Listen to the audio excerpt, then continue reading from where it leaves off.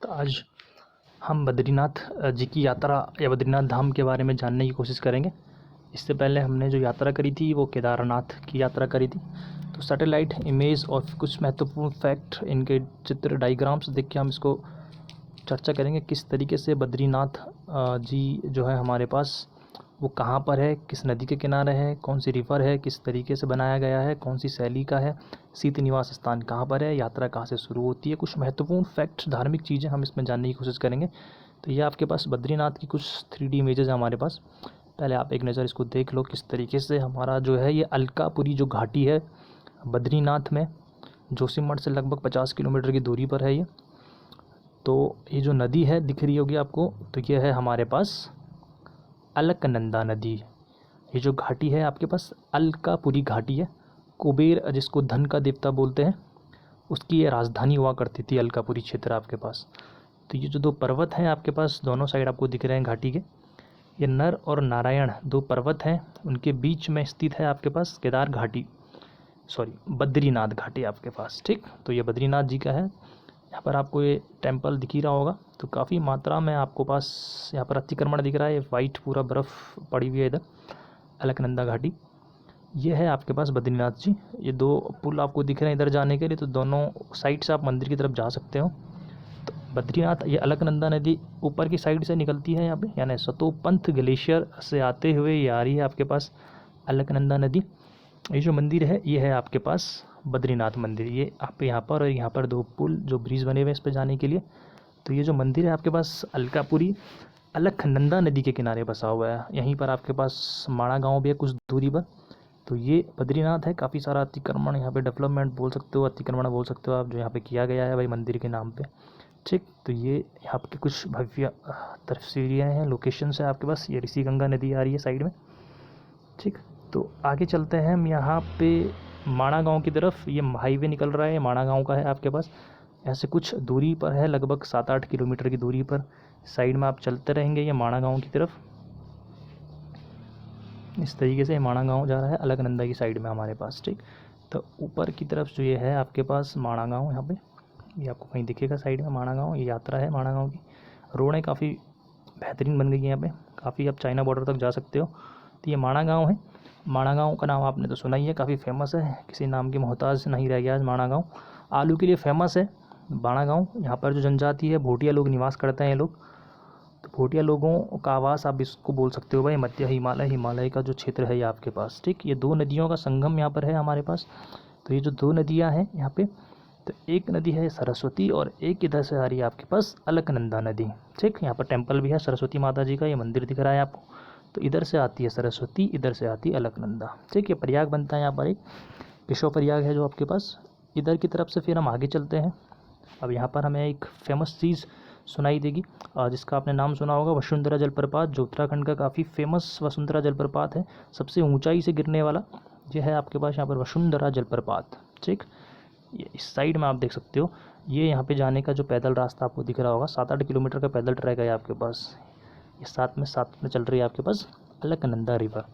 तो अलकनंदा नदी जो है वो आपके पास सतोपंथ ग्लेशियर से निकलती है। सतोपंथ ग्लेशियर भी यहाँ पे से आपके पास दिखाई देगा आपको, सारा बर्फ़ का जो इलाका है। ऊपर की साइड जब हम जाएंगे यहाँ पे, तो इधर कहीं आपको ये साइड में दिखेगा सतोपंथ ग्लेशियर। तो ये पूरा का पूरा यहाँ से बहते हुए आती है, ग्लेशियर है हमारे पास चमोली का सतोपंथ। तो ये सतोपंथ ग्लेशियर की कुछ इमेजेस थी।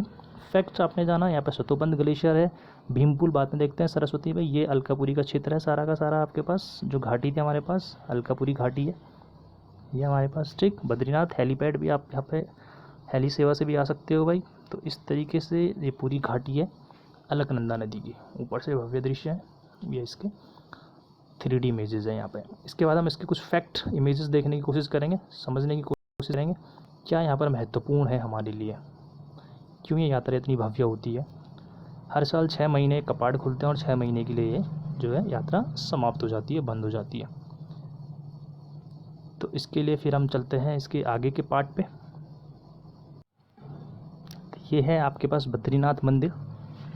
ये जो बद्रीनाथ मंदिर आप देख रहे हो यहाँ पे, ये उत्तराखंड में सबसे भव्य जो दरवाज़ा बोल सकते हो आप, ये सामने वाला जो आपके पास मंदिर दिख रहा है हमें, तो किसी भी मंदिर का सबसे भव्य इमारत है आपके पास, जो फैक्ट है, जो ये आपके पास बिल्डिंग दिख रही है आपको, फेमस सरस्वती नदी और अलकनंदा नदी, ऋषिगंगा नदी के किनारे बना हुआ जो ये मंदिर है बद्री नारायण, तो ये जो स्मारक है ये अपने आप में उत्तराखंड का सबसे बड़ा प्रवेश द्वार इसको माना गया है भाई।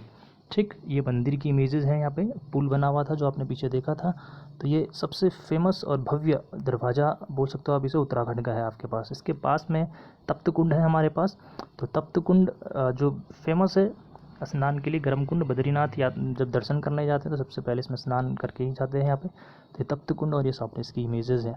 शीत ऋतु में जब ये कपाट बंद हो जाते हैं केदार बद्रीनाथ जी के, तो जो ये इनका शीत निवास स्थान है ये सामने लिखा हुआ है आपके। नरसिंह मंदिर है जोशीमठ में, जो जोशीमठ के बीचों बीच है, यहाँ पर जो है इसकी पूजा होती है। ये भी अपने आप में जो मंदिर है भाई, इसकी भी जो शैली है वो काफ़ी महत्वपूर्ण है आपके पास। अब जो ये यात्रा करी जाती है, ये सामने आपको इमेजेस दिख रही होगी ये वाली, तो ये है आपके पास वसुंधरा जलप्रपात, लगभग 120 मीटर की ऊंचाई से गिरता है ये आपके पास। ठीक, अब जब हम देहरादून से इसकी यात्रा शुरू करते हैं तो ये यात्रा शुरू होती है ऋषिकेश से। चारों धामों का प्रवेश द्वार कहा जाता है ऋषिकेश को। तो ऋषिकेश से जब हम आगे की तरफ निकलते हैं तो सबसे पहले जो प्रयाग पड़ेगा हमें, वो पड़ेगा आपके पास देवप्रयाग। तो देवप्रयाग में 2 नदियों का संगम आपको पता ही है, भागीरथी और अलकनंदा, ये जो बीचों बीच जा रही है ये है अलकनंदा नदी। तो 5 प्रयाग जो बनते हैं वो अलकनंदा पर ही हैं आपके पास। रुद्रप्रयाग, रुद्रप्रयाग के बाद आएगा आपके पास सबसे पहले देवप्रयाग, फिर रुद्रप्रयाग और फिर आता है कर्णप्रयाग। कर्णप्रयाग के बाद आएंगे आप नंदप्रयाग में, और लास्ट में आप चले जाएंगे विष्णुप्रयाग के पास। ठीक, जो यात्रा क्रम था मैंने पहले ही बताया था, सबसे पहले जो यात्रा होती है चारों धामों में वो होती है गंगोत्री की, सबसे पहले यमुनोत्री, फिर गंगोत्री, फिर केदारनाथ और फिर बद्रीनाथ जी की यात्राएं होती हैं भाई। ठीक, ये सामने आपको इमेज दिख जाएगी, यह है हमारे पास भागीरथी और अलकनंदा। अलकनंदा आपको बड़ी शांत दिख रही होगी, तो इसका पानी बड़ा शांत है और ये बहुत तीव्र वेग से आती है। तो अलकनंदा और भागीरथी का जो संगम है वो कहलाता है आपके पास गंगा। सास बहू नदी भी कहते हैं, अलकनंदा सास और भागीरथी बहू, यहाँ पर इन दोनों का संगम होता है, जहाँ पर देवप्रयाग अपने आप में 5 प्रयागों में सबसे ज़्यादा माना जाने वाला प्रयाग है भाई। ये भीमपुल सरस्वती नदी पे बना हुआ है। भीम जब स्वर्गरोहिणी शिखर से स्वर्ग जा रहे थे तो रास्ता जो बनाया गया था भीम जी द्वारा, माणा गाँव का दरवाज़ा या रास्ता, इंडियन लास्ट विलेज जो आपने सुना ही है, काफ़ी बार इसके बारे में चर्चा करी है। ठीक, तो ये कुछ महत्वपूर्ण फैक्ट्स हैं हमारे बद्रीनाथ के बारे में। एक बार चेक करते हैं और क्या महत्वपूर्ण फैक्ट है।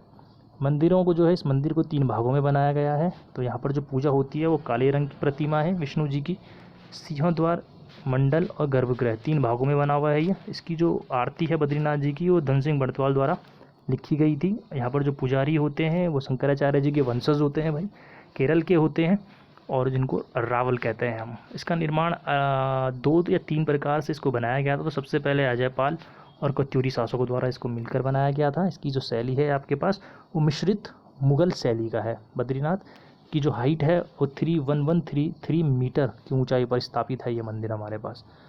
तो इसके बारे में कुछ महत्वपूर्ण फैक्ट थे। आगे हम इसकी यात्रा करेंगे गंगोत्री और यमुनोत्री की।